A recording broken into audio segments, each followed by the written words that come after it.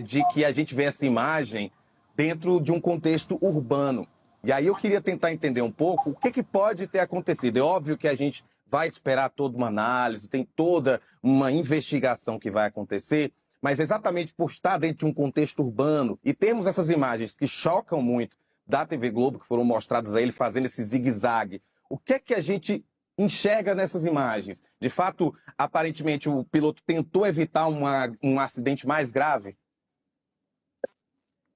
Boa tarde, Rafael. Boa tarde a todos os ouvintes do Metrópolis. Hoje é uma notícia muito triste para a gente com relação a esse acidente, né?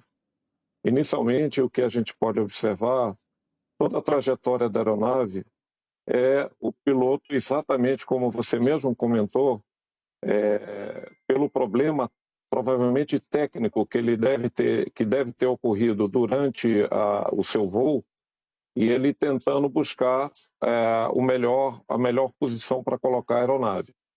Infelizmente, uma área densamente povoada fica bastante difícil para ter uma decisão de colocar numa área livre uma aeronave naquelas condições que provavelmente aí a gente fala sobre hipóteses, né? Devia estar com uma pane séria que impossibilitava ele de voar com segurança. Comandante, como a gente está discutindo aqui, a gravidade poderia ter sido maior caso fosse num prédio mais alto, caso não fosse ali na parte de trás do prédio. O quão o senhor acredita que essa fez diferença, esse zigue-zague que o piloto fez? O quanto você acha que foi decisivo para que a gente não tivesse aqui conversando sobre uma tragédia ainda maior? Porque, lembrando sempre, é uma tragédia, são 2 mortes confirmadas. O piloto ele tem treinamento para estar ali no comando da aeronave. Toda e qualquer emergência que, quando ocorre, o piloto trabalha com a consciência situacional, a questão da tomada de decisão naquele momento crítico. Ou seja, como que eu vou resolver essa situação? Então, numa área dessa completamente densamente povoada, com certeza ele, não podemos afirmar, mas demonstra que ele estava procurando ali uma melhor posição para colocar a aeronave que provavelmente com o problema que ele tinha técnico ou não, e isso é a investigação que vai apontar, entendeu? Ele estava manobrando, né, digamos assim, para poder evitar uma tragédia maior com relação à sua trajetória de voo. Comandante, óbvio que estamos aqui tentando trazer tranquilidade para a população, apesar da gravidade de um acidente como esse. E aí eu queria também, a partir do seu conhecimento, né, para a gente tentar mostrar que sim, a segurança, apesar de ser um aeroporto dentro de uma cidade tão grande como Belo Horizonte, casos como esse são extremamente raros, né? Sim, com certeza. Com certeza são raros. A segurança ela trabalha com a mitigação de risco, Rafael, e a identificação de perigos. Então, não tem como você trabalhar numa atividade como a atividade aérea se ela não tem risco.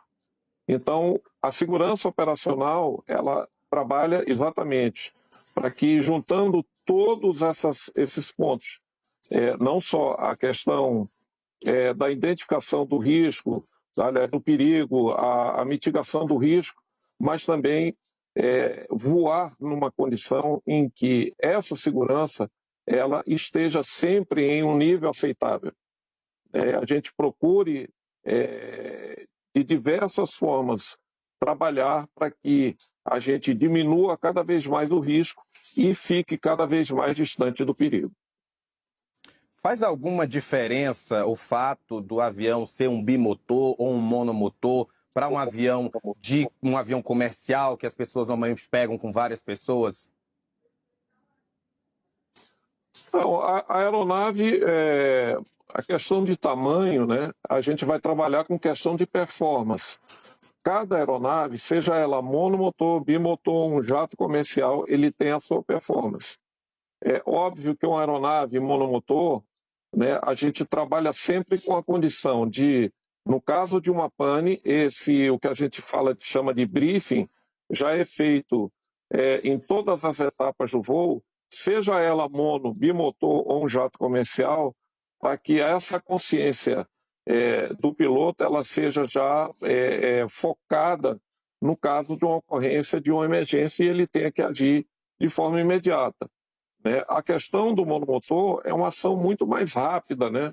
Em função de você ter uma aeronave bimotora, digamos assim, né? Porque você tem um outro motor, esse motor ele dá energia para que a aeronave possa continuar a sua trajetória, né? Até que tudo se resolva e ele possa retornar, na medida do possível, retornar com segurança, né?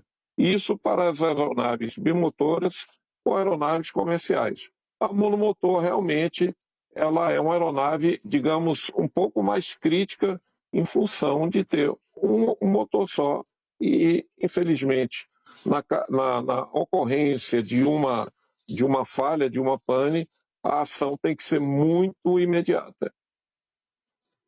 Comandante, informações preliminares que nós temos é de que já no momento da decolagem, o piloto alertou a torre de segurança, avisando que havia ali algum problema.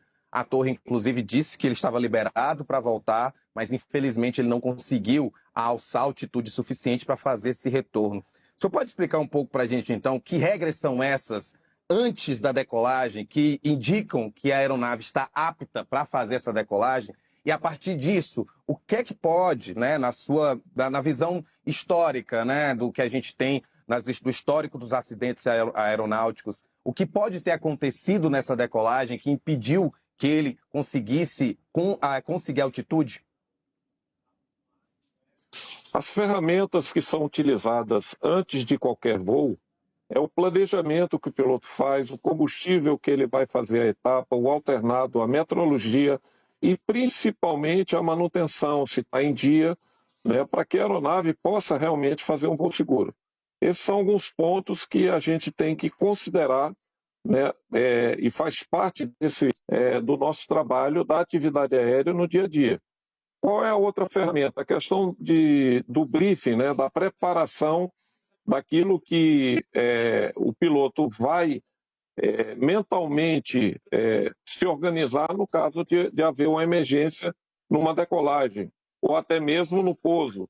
Se ocorrer alguma situação ali que seja irregular, que não dê para a aeronave prosseguir o pouso com segurança, ele tem que já estar preparado mentalmente para tomar as ações necessárias, ou seja, numa arremetida, para subir com segurança e aguardar e retornar para o pouso, né? Agora, com relação ao que você colocou de todas essas informações de acidentes que a gente tem e que ocorrem com essas situações que a gente tem visto ultimamente, né, somente a investigação com a coleta de dados, de informações, é que vai apontar quais foram os fatores que contribuíram para que chegasse nessa condição ou não desse para a aeronave ter a sua performance garantida para cumprir a sua trajetória de voo com segurança.